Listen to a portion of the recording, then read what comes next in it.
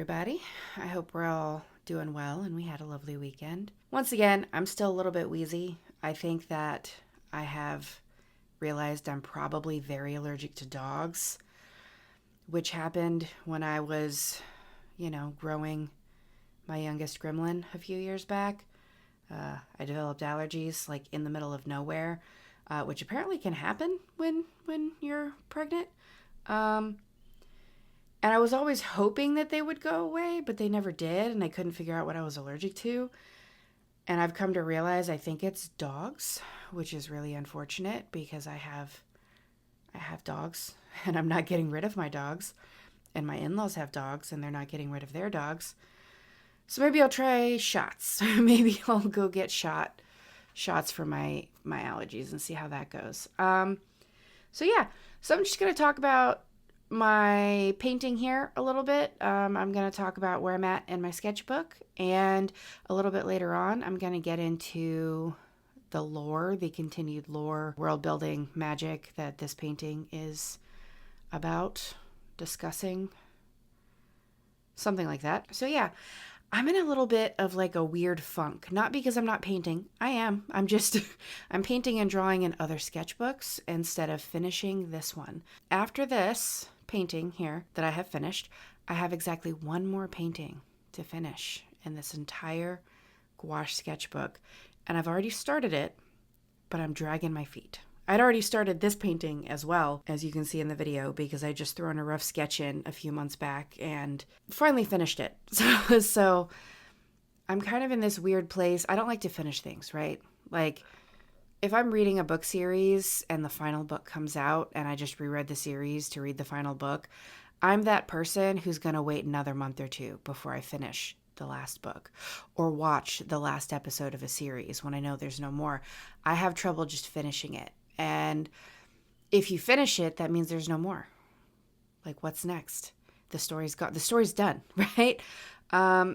Which is not true of my sketchbook. The sketchbook story will not be finished. All of the stories and the world building that I've done working on the paintings in the sketchbook still exist, and hopefully will get bigger and better as future paintings get painted and finished and more story development happens. So it's not finishing the stories, but there's just something about it. And I'm struggling. I struggled to finish this painting and the other painting because they were the last two in the book and I'd already started both. And so I think with this painting in particular, I struggled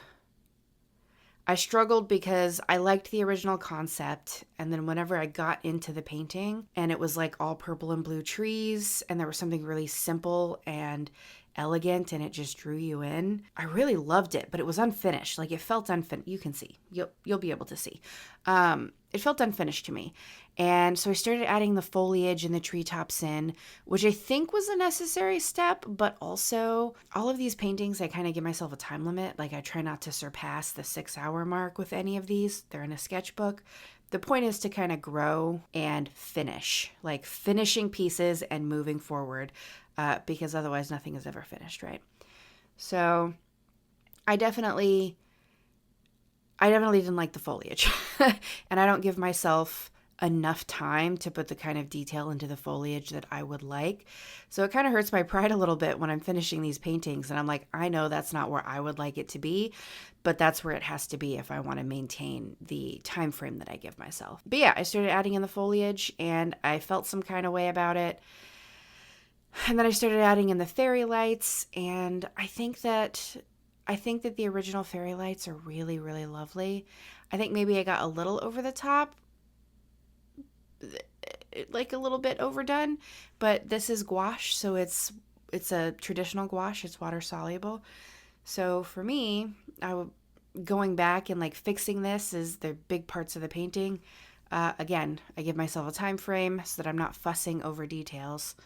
But yeah, I kind of worry that it got a little overdone, but I also really like it. I think it's really very pretty, but it's not what I had planned, which is weird because I didn't have a really, really specific plan. So that doesn't make too much sense.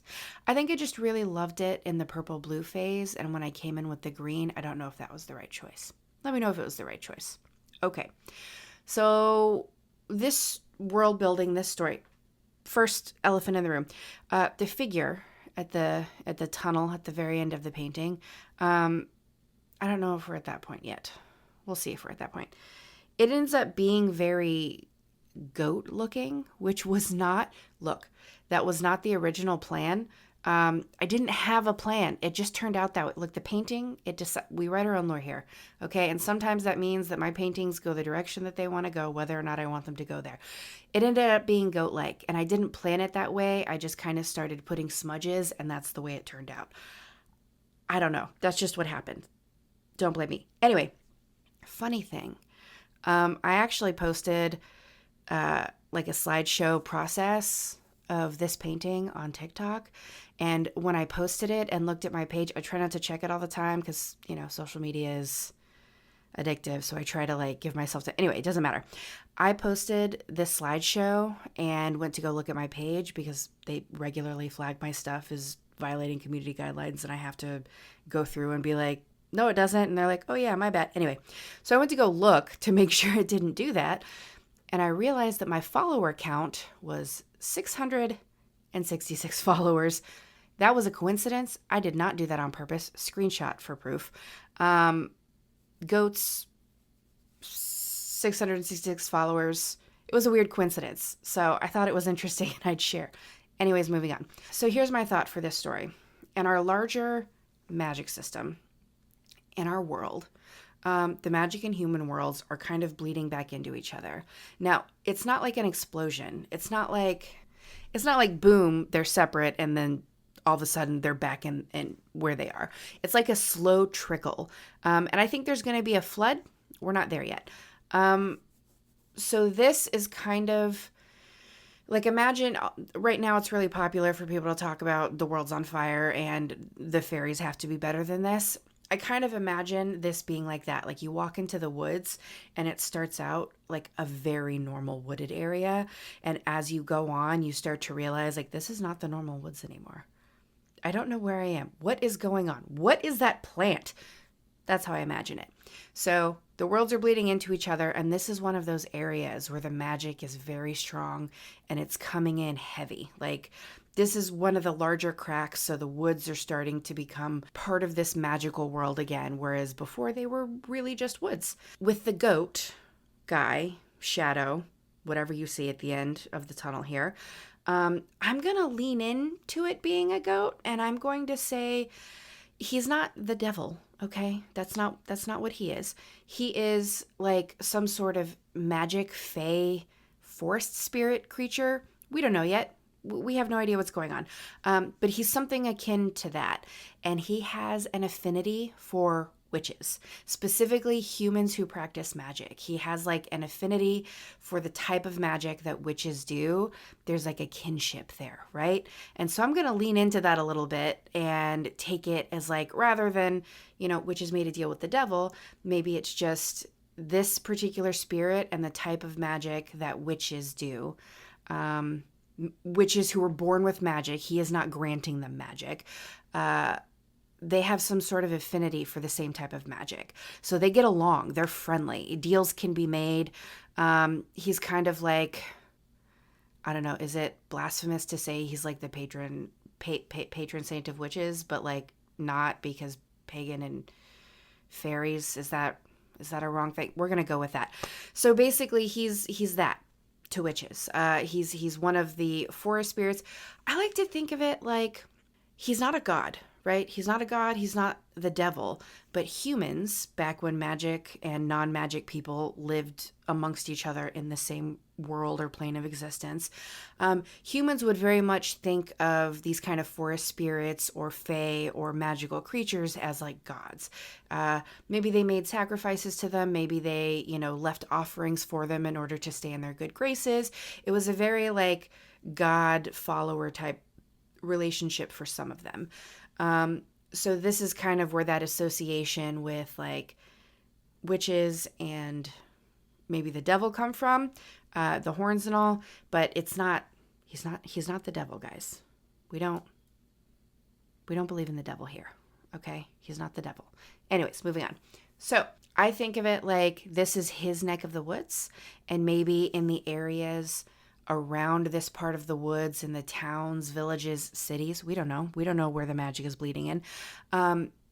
The witches that live in this area, the witches, the people that would have been born witches, their magic is waking up first, and he is called by their magic, right? So he's coming along, and he's just kind of checking stuff out. He's like taking his first steps into the human world. I can't even say it's the human world because it's the same world. It's like different planes of existence crashing into each other, right? So he's kind of taking his first steps into a world or level of existence that he hasn't had access to, nor any of his kin have had access to in millennia, right? So that's kind of what this painting is based on. Is magic is waking up in the woods, and it's kind of created a doorway for him to come in and wake up all of these witchlings that, you know, have not had access to their magic. Their birthright is, I think, the way he's going to see it, is like, this is a whole generation, many generations of women who, I think in my storyline, witches are primarily going to be women. They're going to be men who wield magic, but they're not going to be witches. For no sexism reasons, there's just part of the storyline is going to be called something else. And maybe the affinity that certain people have for magic is going to be something else. So there's going to be a more feminine energy, are going to be primarily witches, but like they're going to be, masculine energies. They're going to be called something else, but it's all basically the same thing. But he has an affinity basically for the feminine energies. It doesn't necessarily have to be like a female is a witch, but like more feminine energies are the ones that he is particularly drawn to. He's kind of like, interested in, that he has some sort of attraction to, I guess. He also has, we're not going to get into him too much because he's just a vague shadow in the woods. I think maybe he'll have his own, maybe we'll do like a character sheet for him. I'm trying to branch out a little bit. But he has like a human form, like most of the Fae type creatures. Look out for that, because he's going to be handsome. Handsome to me. Handsome is subjective, like art. He's going to be handsome to me. But yeah, that's kind of where we're at with this painting and with our storyline. Like I said, there is exactly one more painting in this sketchbook. It's going to be a mermaid one, our mermaid story. I'm not going to get too into that either because you'll see. I hope you enjoyed my video. If you like my video, you're interested in hearing more about the stories, please subscribe, hit the like button, comment, tell me what you think. I would super appreciate it. And as always, I hope you guys have a good evening. Look forward to seeing you here again. Bye, everyone.